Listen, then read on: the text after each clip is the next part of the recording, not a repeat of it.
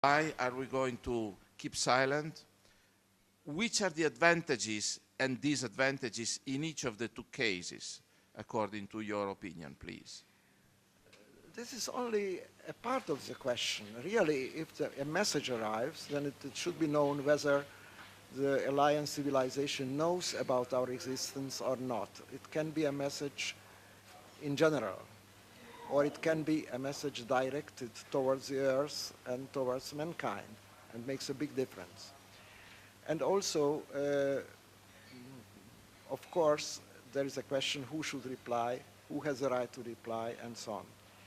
In the SETI committee, in the International Academy of Astronautics, already many years there was a debate to formulate some kind of agreement between those groups making SETI in the Earth.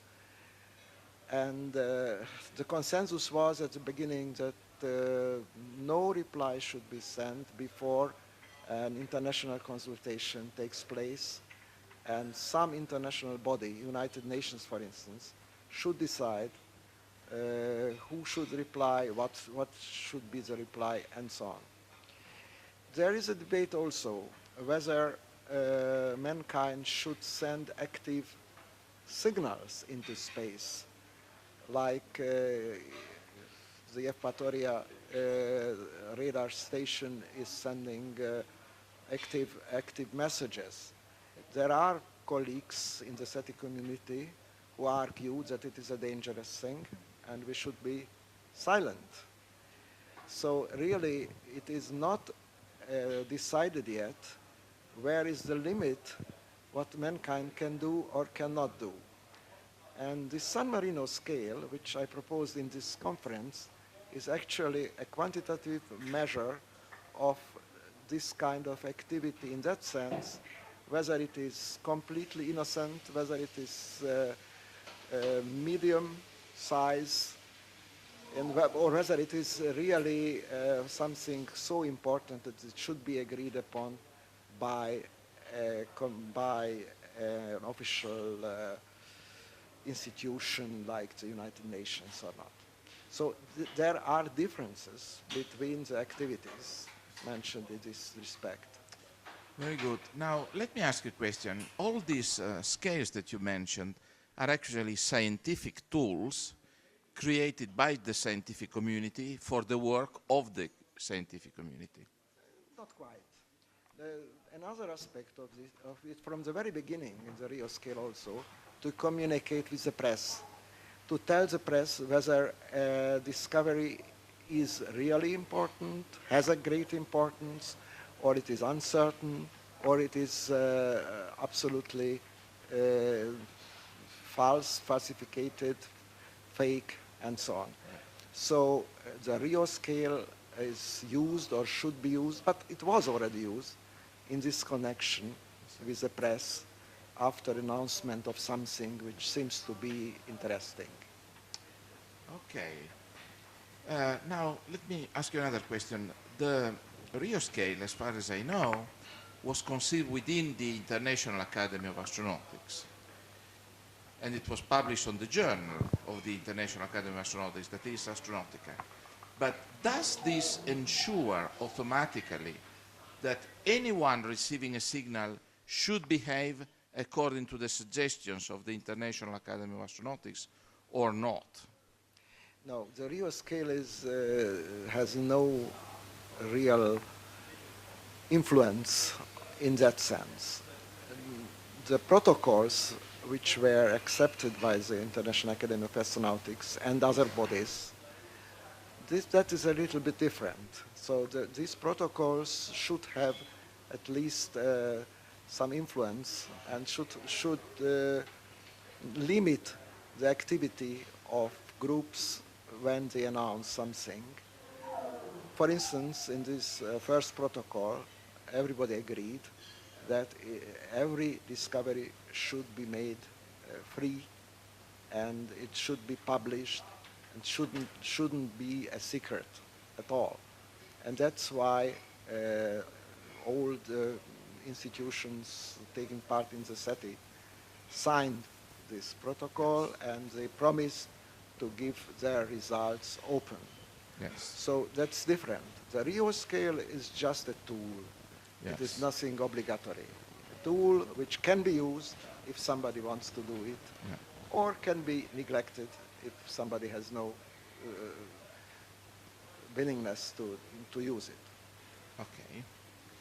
But let me ask you another question. A long time ago, I think it was 1976, the Nobel laureate Sir Martin Ryle declared that when you are in a forest alone and you have never been in the forest before, it is really wiser to listen rather than to start shouting.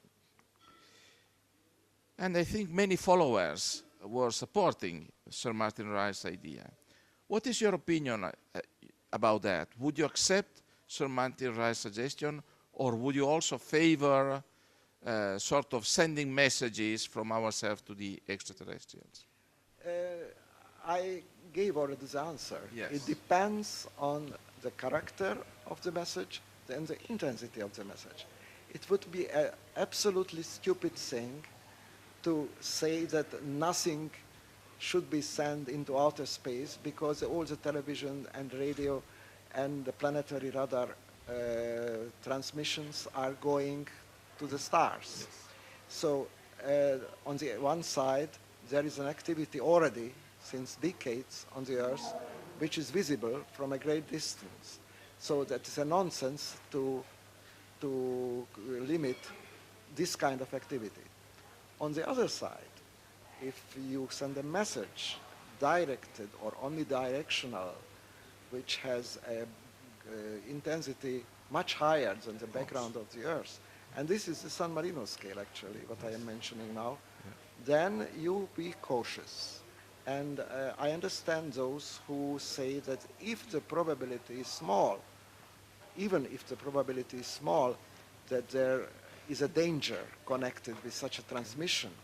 If it is not zero, then we should be cautious. Okay.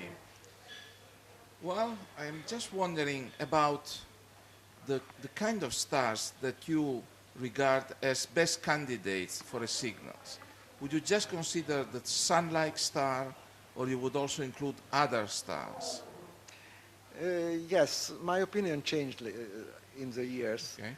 because really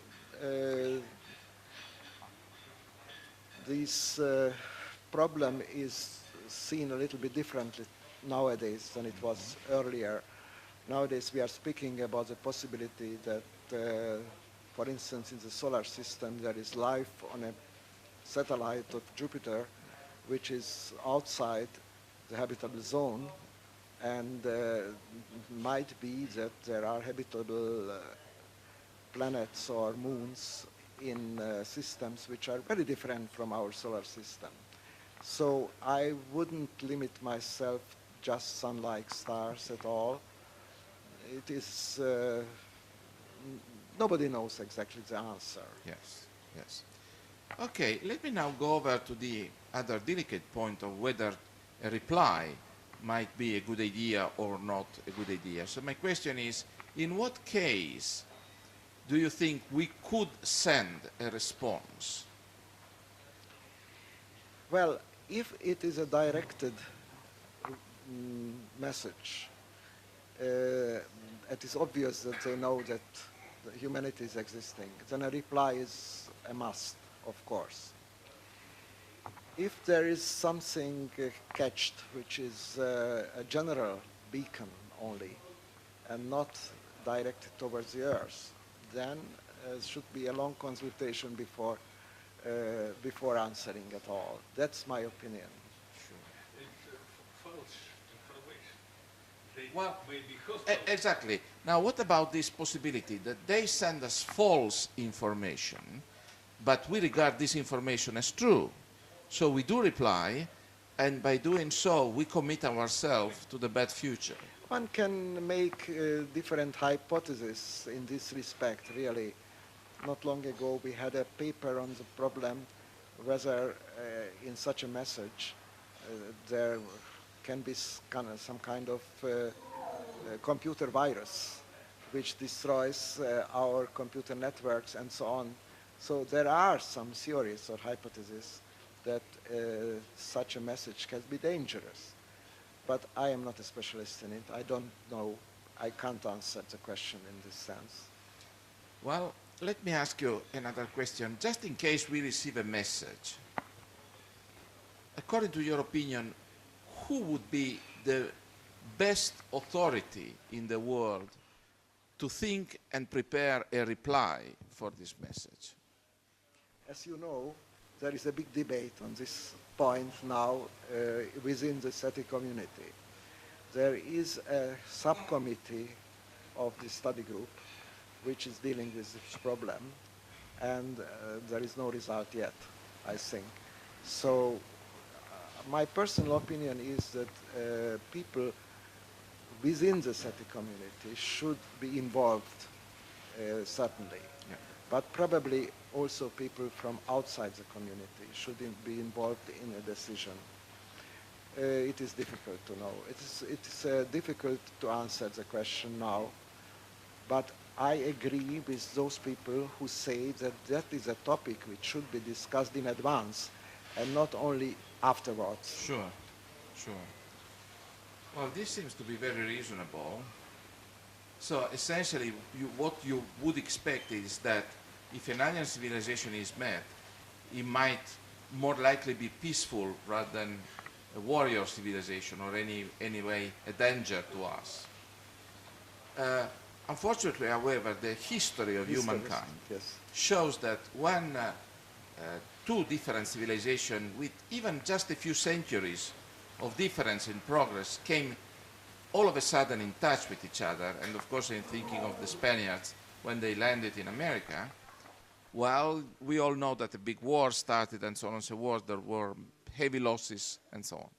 Now, would you regard this as a possibility for the next meeting between the humankind and another civilization? Or would you think that they may be so much more advanced than us that they would not be harmful to us? I'm inclined for the second option, that after, well, every advanced civilization is much more advanced than ours, because our civilization is a very new one. And a very advanced civilization very probably must be peaceful, otherwise it was not stable. So the stability question is coming in, and if a civilization is not stable because of wars and so on, it wouldn't survive millions of years or such things. So that is the optimistic scenario. There are pessimistic scenarios as well. But I must say that in spite of your question involved the Americas and the Europeans and so on, there are other examples in the history where Indians and Chinese were living for thousands of years together without any conflict. So that is not so clear, the question, whether it is a must or not. Yes. Well, let me point out an historical paradox, so as to say. During the years around 1420, the Chinese emperor, Yang Le, sent a big fleet from China towards the West because he had heard rumors that in the West there was a pretty advanced civilization. Now, this would have let people think that China could have become the ruler of the world, but all of a sudden there was a change in the government in China, and finally what resulted out of that was that the Portuguese got to China in less than a century's time. Now, do you think that in extraterrestrial civilization a similar possibility would be real?